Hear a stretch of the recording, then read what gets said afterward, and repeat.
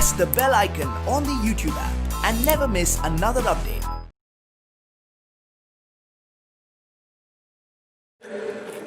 Dear students, today I am going to talk to you about a poem, Do Not Ask of Me.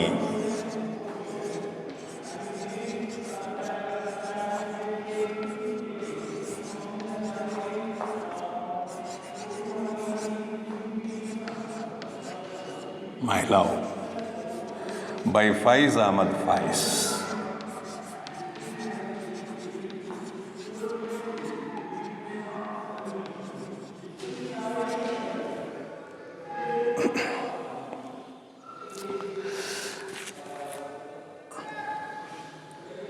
See, this is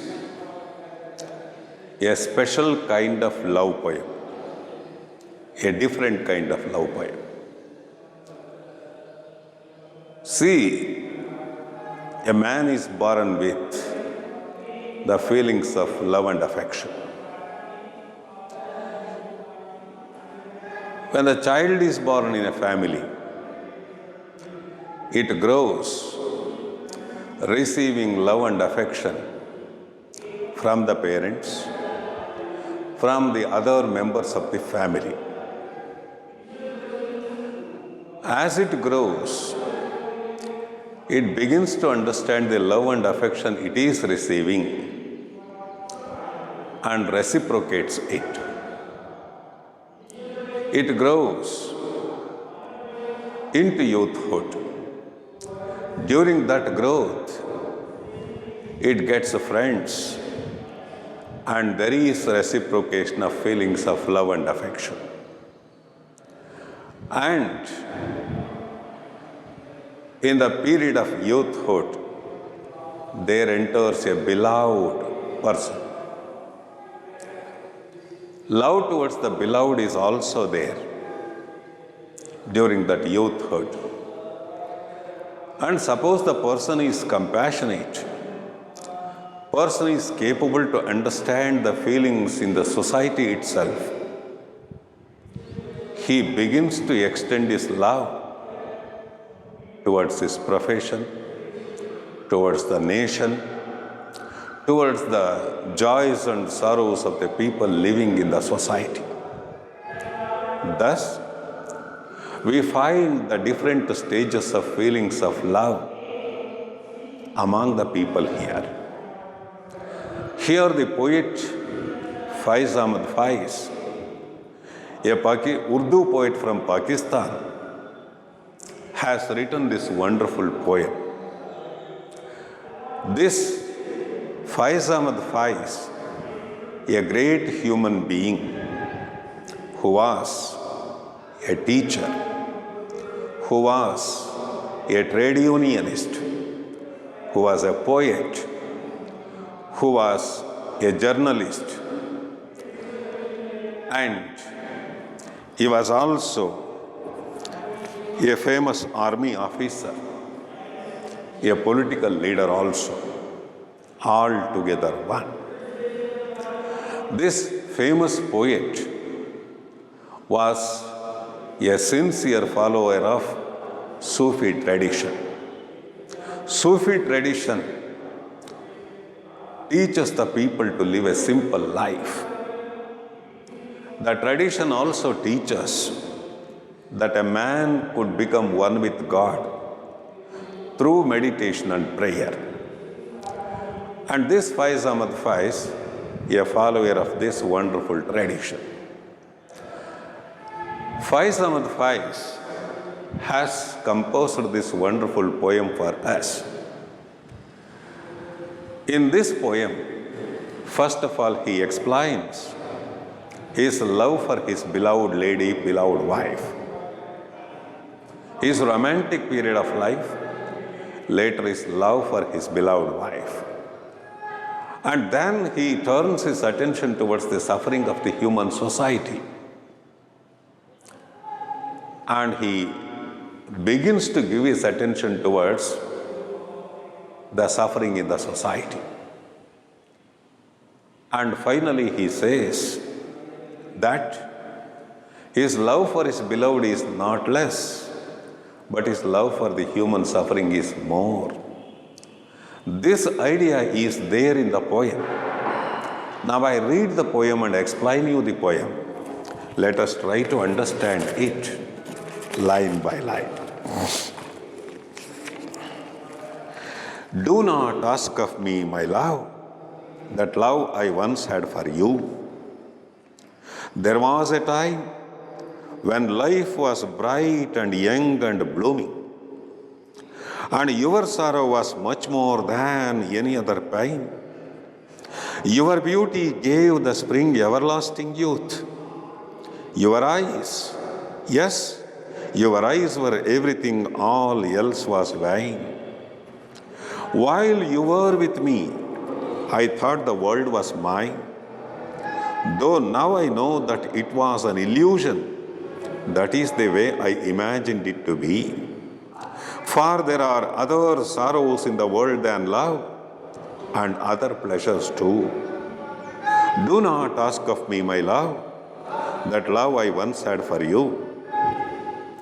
Woven in silk and satin and brocade, those dark and brutal curses of countless centuries, bodies bathed in blood, smeared with dust, sold from marketplace to marketplace, bodies risen from the cauldron of diseases, purse dripping from their festering sores, my eyes must also turn to these. You are beautiful still, my love, but I am helpless too. For there are other sorrows in the world than love, and other pleasures too. Do not ask of me, my love, that love I once had for you. So that is the poem he has composed here, dear students. Do not ask of me, my love, that love I once had for you. See, it is an appeal of the speaker here. He makes an appeal to his beloved lady, beloved wife. During this romantic period, he gave undivided love towards that lady. That's why he makes an appeal now. Do not ask of me, my love, that love I once had for you. That means in the beginning period of their romantic life, he loved her dearly. He thought about only this lady. All else was nothing and meaningless to him. His mind was full with the feelings of love for this lady. It was an undivided attention towards this lady. Somehow here, he appeals to that lady not to demand that amount of undivided attention only towards her. While making this appeal, we feel there must be something else there which actually needed his attention. Then what does the poet say in the coming lines? Let us see. The first appeal is, do not demand me that amount of love once I had for you. That is, don't expect that kind of attention towards you. Next, there was a time, yes, beginning period of their romantic life, when life was bright and young and blooming.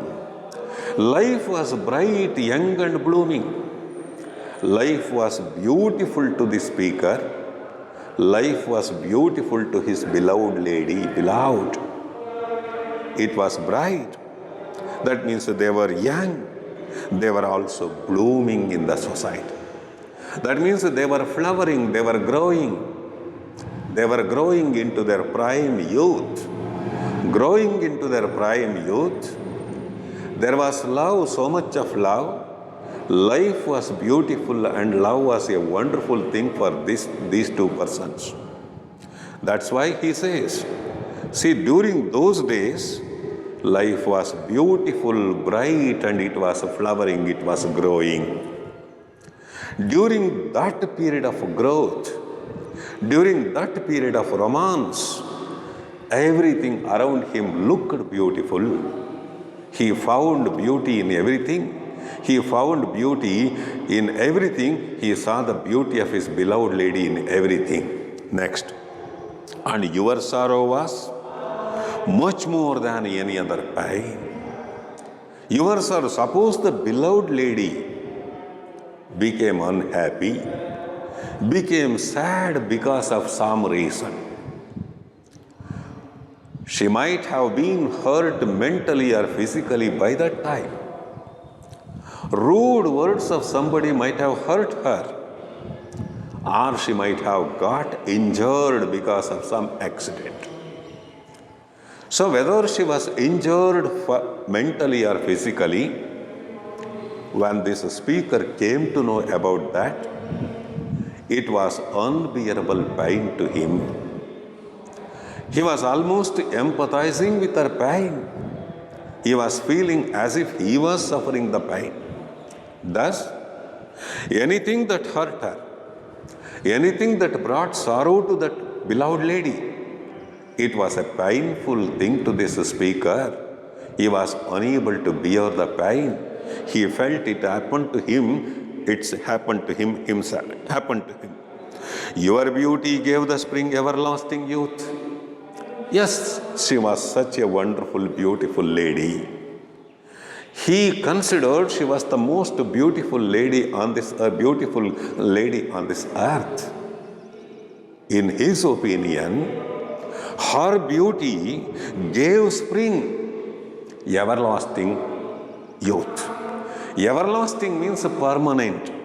Everlasting means permanent, eternal, everlasting.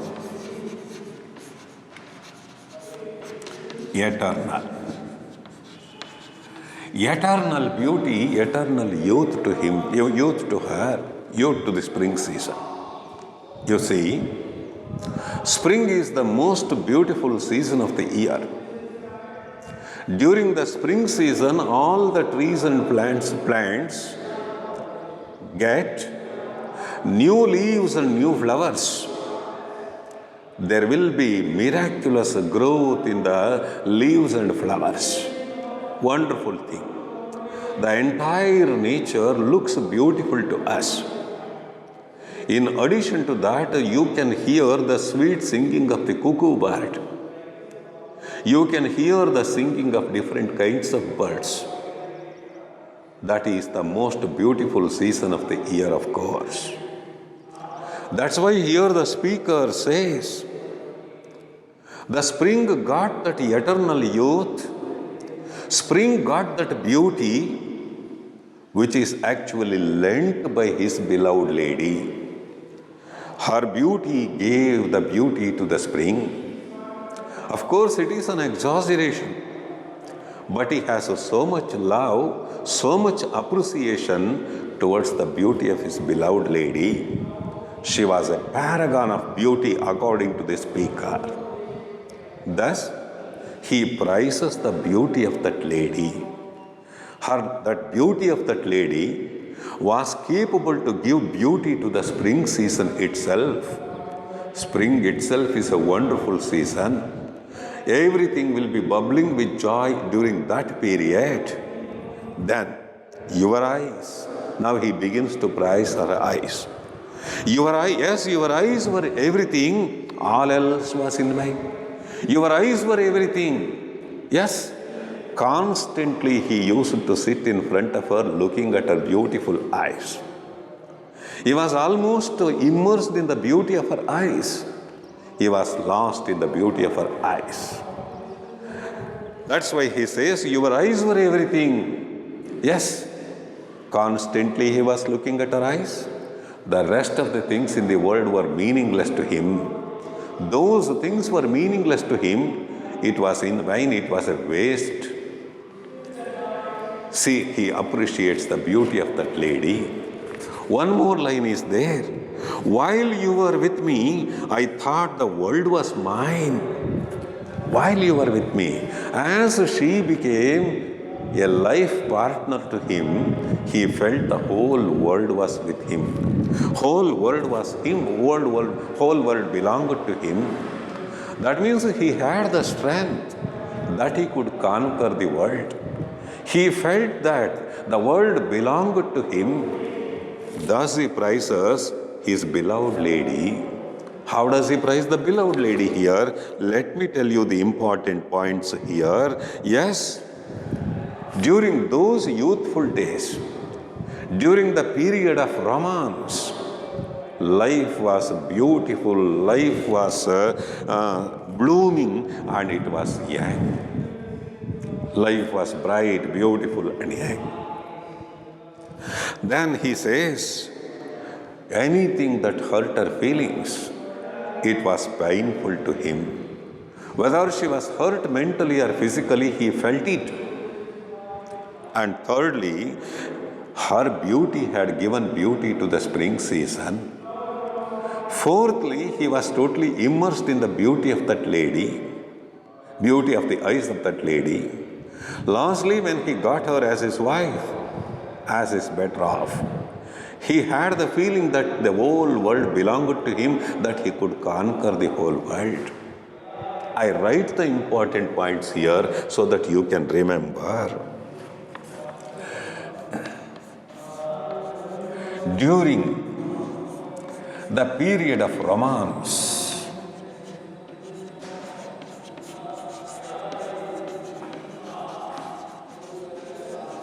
the speaker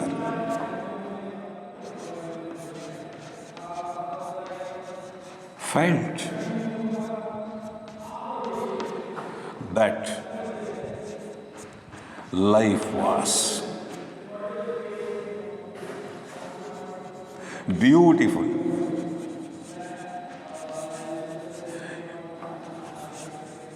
young, and blossoming. Full stop. Secondly,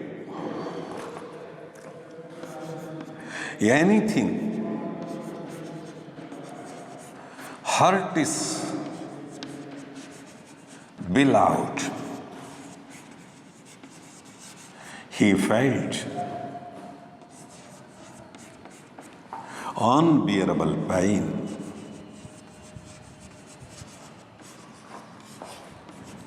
So much was the love of this speaker.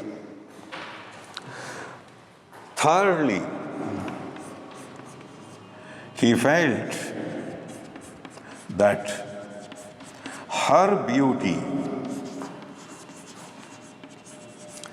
gave beauty to the spring.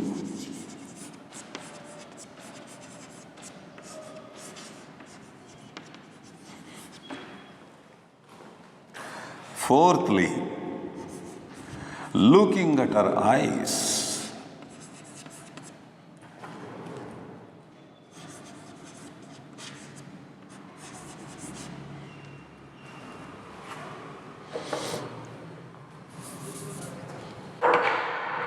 looking at her beautiful eyes,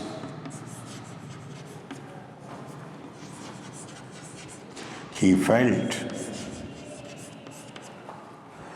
that all else in the world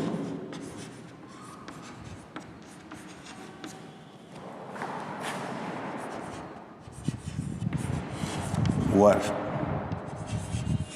meaningless.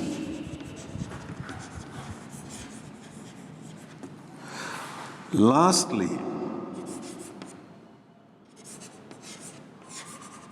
as he got her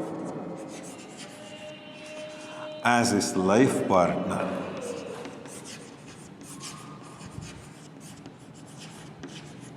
he felt that the whole world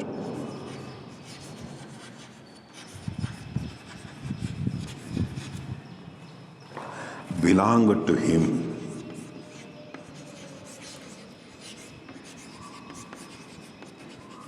That means he could conquer the world.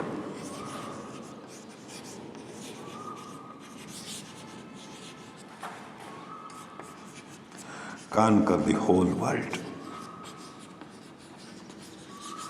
Thus, he prizes the beauty of his beloved lady during that period of romantic life. See, I read the points. Yes, the speaker had so much love and passion for his beloved lady. During the period of romance, the speaker felt that the life was beautiful, young and blossoming. Life was beautiful, there was no problem at all. See, suppose anything hurt his beloved, whether she was hurt by the words of somebody or whether she was hurt physically, he felt unbearable pain. Thirdly, he felt her beauty gave beauty to the spring season. Spring itself is the most beautiful season of the year. One could see only beauty in that season, and he felt his beloved lady gave her beauty to the spring season. That is an exaggeration. Looking at her beautiful eyes, he felt he was lost in it, lost in the beauty of the beloved's eyes. And he also felt the remaining things in the world were meaningless, worthless. Fourthly, as he got her as life partner, he felt the whole world belonged to him. He felt that he could conquer the whole world. That was the amount of love the speaker had for that beloved lady during that period of romantic life. Let us see the coming lines in the same stanza.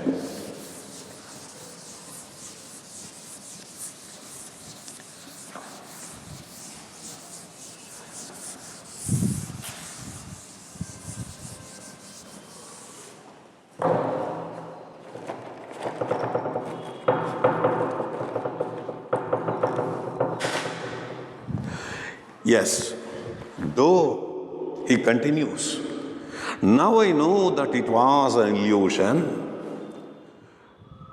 That is the way I imagined it to be. For there are other sorrows in the world than love and other pleasures too. See, here is a change in the line of thinking of that speaker. He says, see, it is better to read that part in this way. That is the way I imagined it to be. That is the way I imagined it to be. That means he imagined life like that. Imagined that the beloved lady was everything to him and all else in the world were waste and useless. He felt a joy, kind of joy in looking at her beautiful eyes. Felt she spent his time appreciating the beauty of that lady. Anything that hurt her, it actually pained him. He felt the life was wonderful. And when he got her as his partner, life partner, he felt that he could conquer the whole world. That is the way I imagined it to be. See, that is how the whole life should be. That is how the life should be. Life means only living a happy life in the company of his beloved lady. He thought like that. Though, now go to the previous line, though consider the meaning as but. Now I know that it was an illusion. Now I know it was an illusion. Illusion means a fantasy, a delusion, Brahmi. Illusion, a fantasy, hallucination.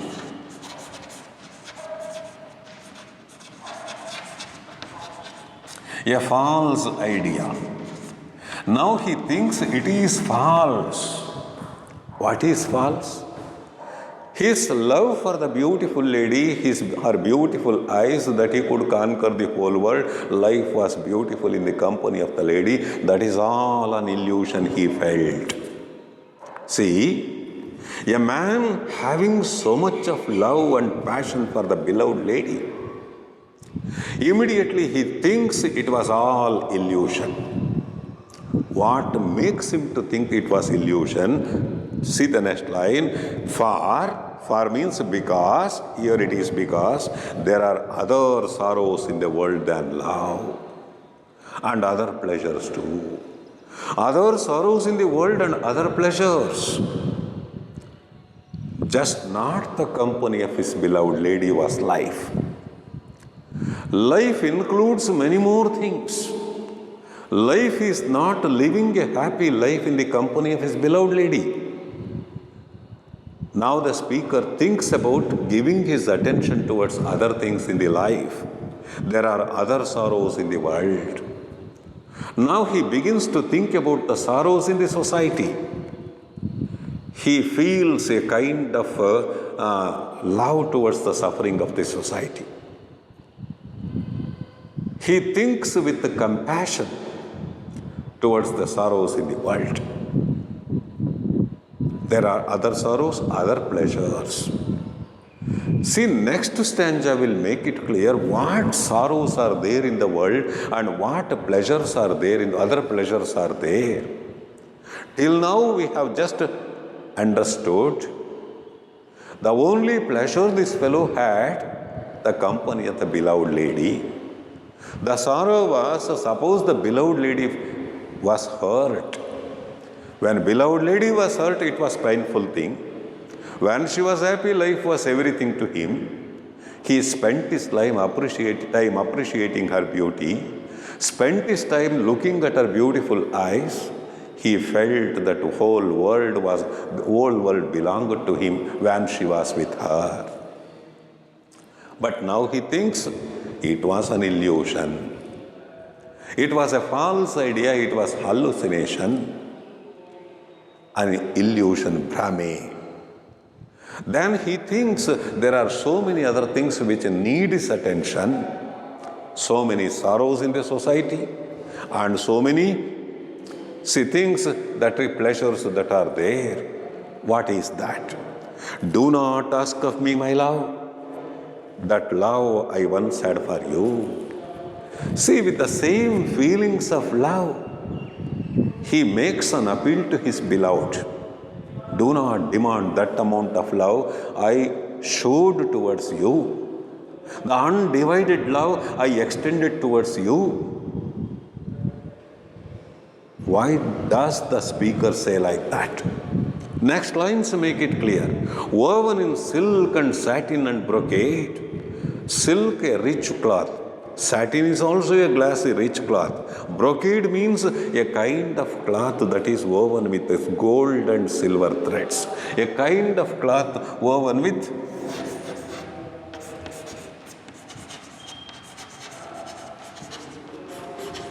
silver and gold threads. Silver and gold threads. That is called brocade. Silk and satin, you know the meaning. Brocade means a kind of cloth that is woven with gold and silver threads. See, woven in silk, satin and brocade, those dark and brutal curses of countless centuries. Those dark and brutal curses, cruel misfortunes. Cruel misfortunes. Cruel misfortunes of countless centuries. Countless means innumerable. Countless means innumerable.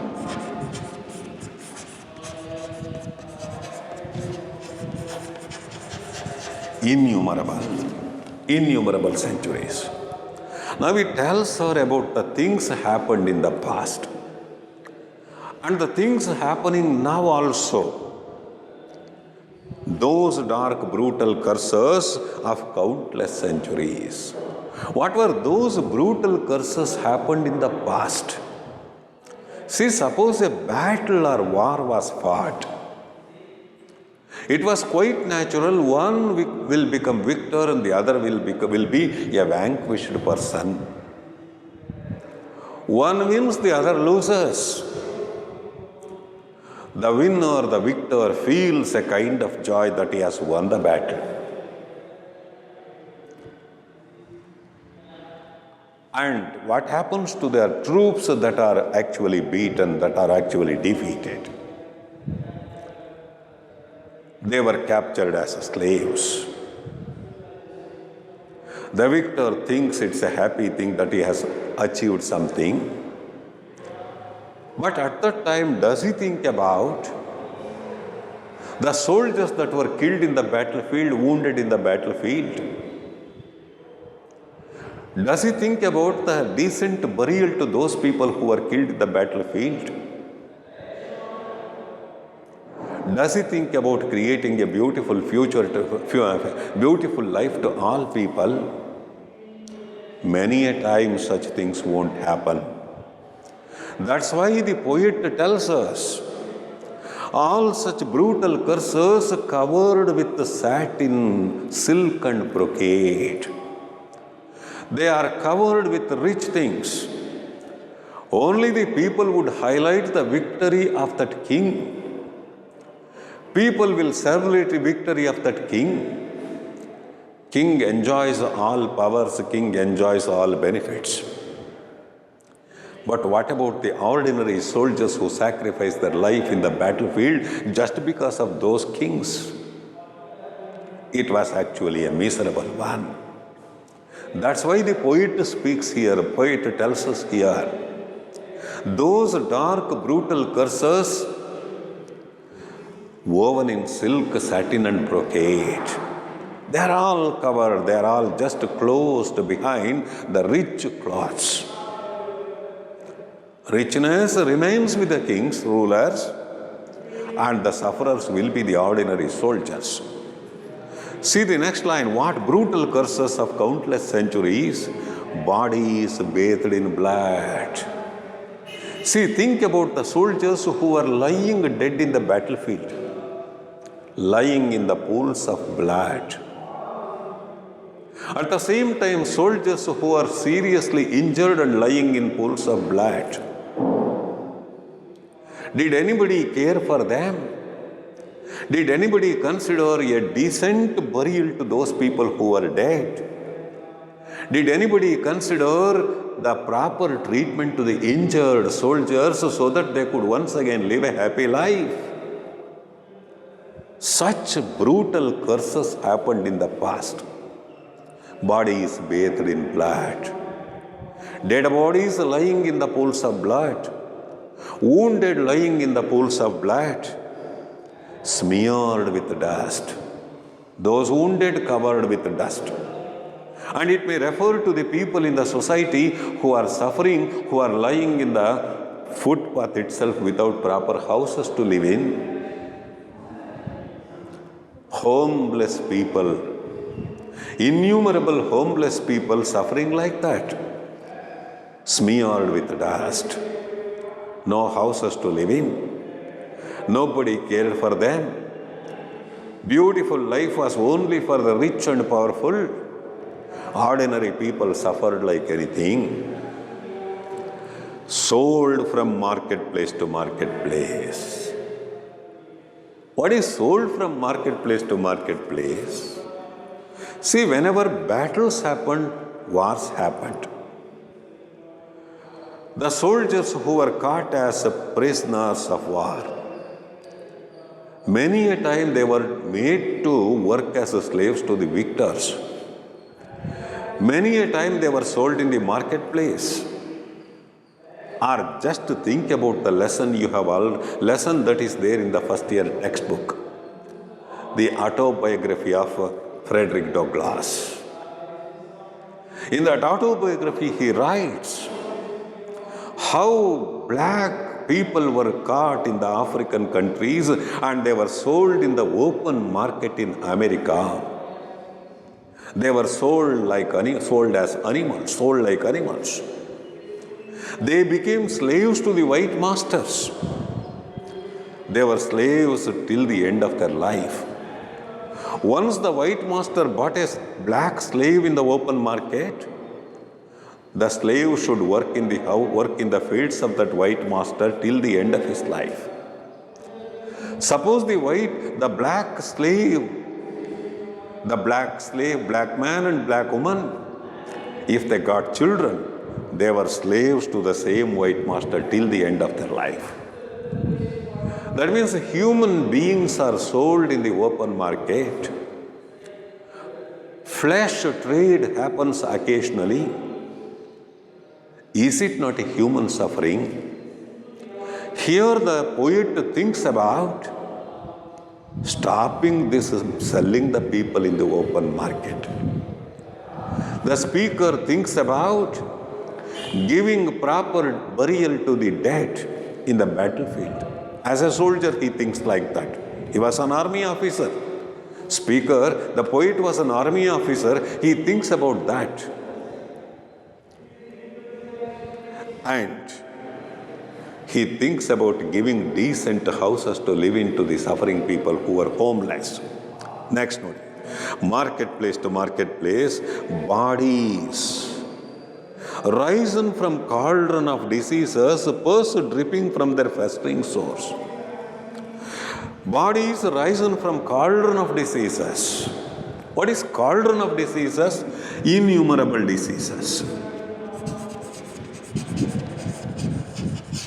Innumerable diseases. Good number of diseases, a number of diseases.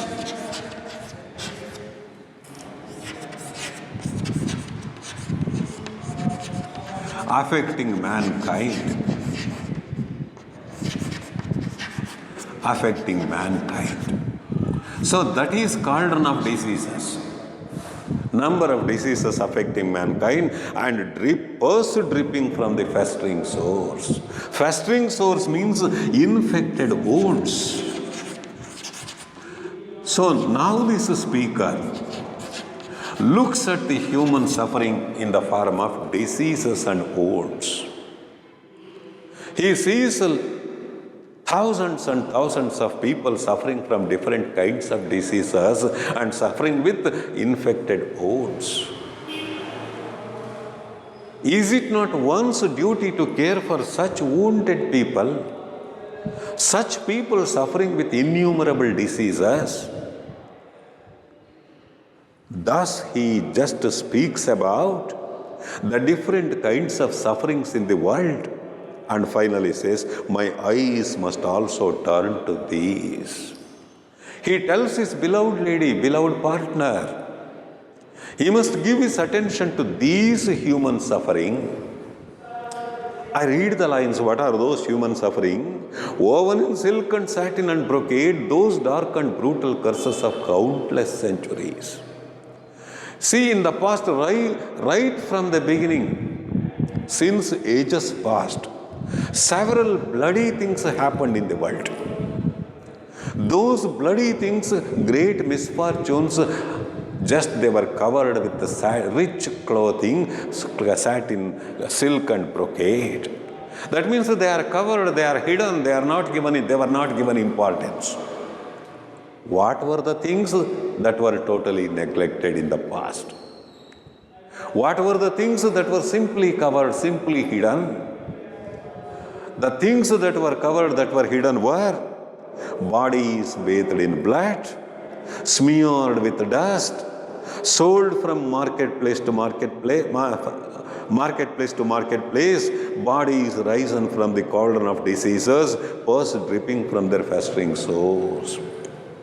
Thus, he presents before us the whole human suffering in this world. Whole suffering in this world. What is that human suffering in this world? That is, the first thing, that is, bodies bathed in blood. Yes, many people that were lying in the battlefield dead. Many soldiers who are seriously wounded lying in the battlefield. One must turn attention to give a decent burial to those wounded, burial to those dead. And one must give decent attention towards the suffering, wounded soldiers. Proper treatment must be given, proper care must be given. Secondly, think about those people lying in the dust. That means homeless people there. Homeless people, I must think about those homeless people also. And then I must think about the people sold in the marketplace. People are sold in the marketplace like animals. I must stop that selling of people in the marketplace. I must liberate those people who are already sold. Getting liberation to the slaves and also stopping the selling of humans like animals, it is my duty. I must turn my attention. Then there are good number of people suffering with different kinds of diseases, suffering with different kinds of infected wounds. These people are moving towards death. I must just care for those people to regain their health. These people must regain their health, must be made rejuvenated. I must turn my attention towards all these, he says. So I write the points here so that it will be clear what is the intention of this speaker here and what does he want to do this world of suffering.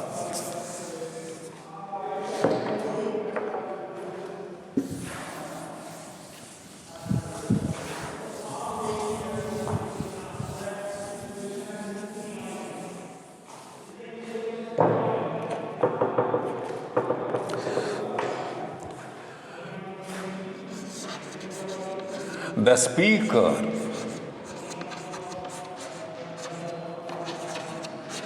says about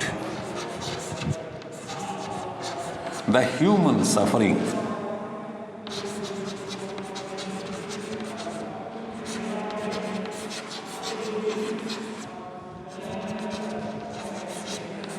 that was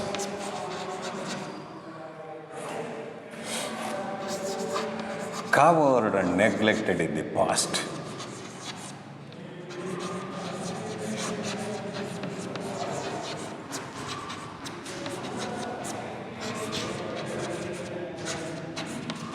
He wants to turn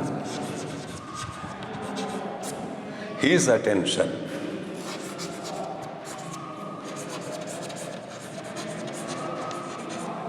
towards the human suffering.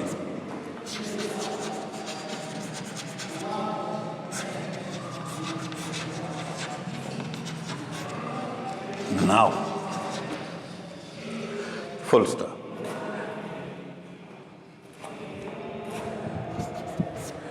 As a soldier,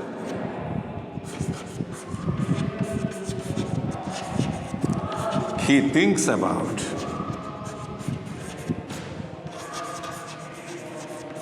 giving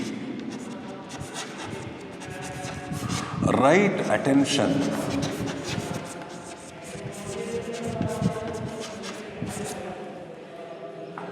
to the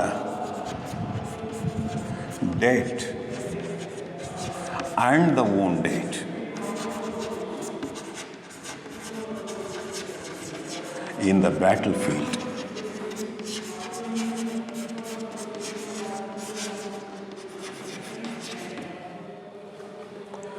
Full stop. He wants to care for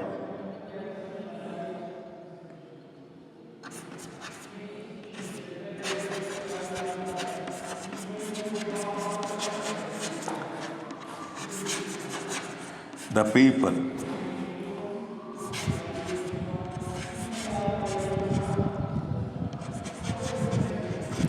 who are homeless.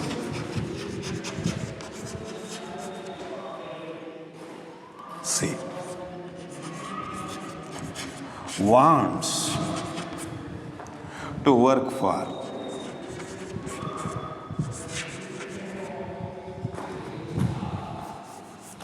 work against selling humans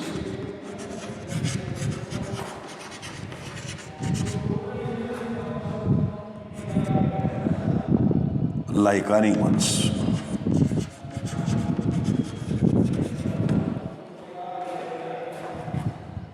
wants to remove slavery. D. He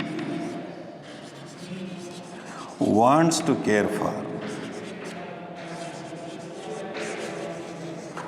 innumerable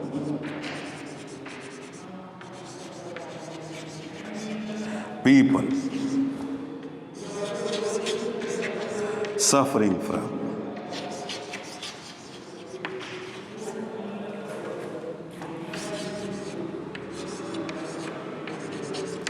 diseases and infected wounds. Infected wounds. He says that he must turn his attention towards these. Then final stanza. You are beautiful still, my love, but I am helpless too. Yes, that life partner, that beloved lady is beautiful even now. His love towards that beloved lady is stable. It is unwavering. It is stable, it is unwavering, but he is helpless. He can't give his complete attention only towards the beloved lady. He can't extend his undivided attention only towards that lady. He has to turn his attention towards the suffering in the society. Soldiers that might die in the battlefield, soldiers wounded, homeless people, and then the people homeless people who are just sold in the marketplace like animals, and those people suffering from different kinds of diseases. He must turn his attention towards them. Next one. Because there are other sorrows in the world than love and other pleasures too. Why does he want to turn his attention, a part of his attention, towards the suffering towards others? His heart is just beating for those people. He is a compassionate person. He wants to show his compassion towards the suffering here. He wants to care for them. That's why he stresses his true love for the lady. At the same time, he just tells her he has to set apart a part of his time to care for the human suffering in the society. See, sorrows in the world than love. Yes, I must attend the human suffering. Then other pleasures. What other pleasures? Suppose he gives proper attention towards the people suffering. There he finds joy. It is a thing of happiness to him. Suppose he gives decent burial to the soldiers that are dead in the battlefield. That's a pleasure. Suppose he gives proper arrangement for the wounded soldiers to get treatment. That's a pleasure. Suppose he takes proper measures in order to provide decent living, decent houses to live for the homeless people. The individual person himself cannot do, but at the same time he can take the help of others to care for those people. And then, yes, he can stop that slavery. Why should a man sell another man like animal? That slavery should end. Suppose he just gets a success in stopping the system of slavery, stopping the selling of people in the open market, that will be a pleasure to him. Suppose he does a bit of thing to those people suffering from different kinds of diseases and infected wounds. That will also be a service to the society that gives him a kind of joy, kind of pleasure. Thus, he thinks about ending human suffering in the society. Soldiers in the battlefield, homeless people in the society, then people sold in the marketplaces, people suffering from different kinds of diseases. If all these things are properly attended, then it will be a kind of joy to me. I must do that, he tells his wife. It remembers me one thing, a famous speech by Brutus in a play, that is Julius Caesar. Caesar was assassinated. Caesar was brought to the marketplace. There Brutus began to address the people why he and his friends had assassinated Caesar. During that great speech he says why he actually killed or assassinated Caesar. He killed Caesar, he says, not that I loved Caesar less, but I loved Rome more. Not that I loved Caesar less, but I loved Rome more. My love for Caesar is there, of course, but my love for this Rome is greater than that. Similarly, we can take here this. Yes, not that he loved his beloved less, but he loved the human suffering more. Not that he loved his beloved less, but he loved the human suffering more. Yes, his love for his beloved lady is there. It is stable, it is unwavering, but at the same time, there is the call of the society. He is totally compassionate. He thinks about the suffering in the society. He wants to give a bit of service to the suffering. He wants to end that suffering. That will be a kind of pleasure to him. That is how he says. And finally he says, do not ask of me my love, that love I once had for you. Thus, after speaking to us, after telling the society, telling his beloved lady what amount of love he had for her in the beginning, and similar love he cannot extend to her completely, and he has to turn his attention towards the suffering, he says. Thus the poem ends. So here we can understand his love for the beloved lady is not less, but his love for the human suffering is more. Yes, for the benefit of you students, I would like to summarize the whole poem. Listen to me carefully. Yes, Faiz Ahmad Faiz, a great poet, Urdu poet from Pakistan. And his poem here, of course, has been translated by Shaheen Sultan Wanzi. This poet has written this wonderful love poem of a different kind. It is not just to his love towards the beloved lady, love towards the society he emphasizes. He tells his beloved lady, do not ask of me the love I had once for you. See what amount of love he had once for that beloved lady, he explains in the stanza, in one stanza. During those youthful days, life was beautiful, life was flowering, life was young. During those days, anything that hurt his beloved lady, it was severe thing, a more painful thing to this fellow. And he felt her beauty had given beauty to the spring season, everlasting youth to the spring season. He used to forget himself while looking at the beautiful eyes of that lady. When he got her as life partner, he felt the whole world belonged to him. That means he had the strength to conquer the whole world. After telling all these things about his love for that beloved lady, he suddenly changes. He says, as he grows in age, as his thoughts became wider and wider, as he began to understand the society better and better, he thinks all his feelings of love only towards his beloved lady, it was an illusion. He thought life was that. Life was complete, but life was incomplete now because he thinks about the sufferings in the society. That's why he makes an appeal to her not to demand that amount of love from him now, undivided attention now. See, he tells her, the whole society, see, the sufferings of the society were covered with rich things like silk, satin and brocade. See, what were those things that were covered with rich things? And the same things are there in this world. He has to turn his attention towards those things. What are those things? He tells her about the soldiers lying dead in the battlefield, and many soldiers severely wounded and lying in pools of blood.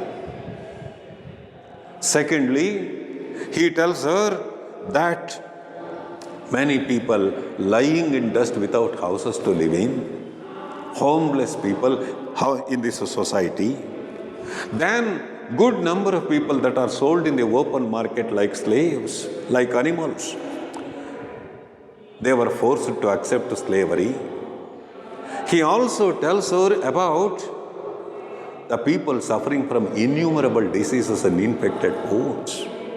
He tells her now he has to turn his attention towards the soldiers dead or wounded in the battlefield, the homeless people, and then these people sold in the marketplace, and the people suffering with innumerable diseases and infected wounds. He must turn his attention towards those things. It is his concern for the society. It is his concern for the well-being of the society.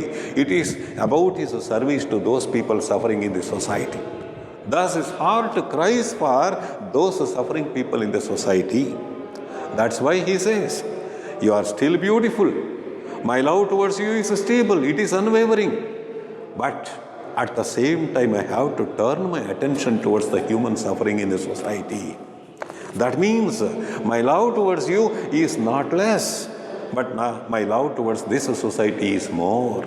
I have to care for this society. Therefore, do not ask of me my love, the love I had once for you. Thus he makes an appeal to her. Don't demand him that 100% love, that is undivided love, undivided attention only towards her, because he has to set apart a part of his life to the suffering of the people. He must care for those people. That's all about the poem, dear students. Go through the poem again and again. I wrote the meanings also there and important points.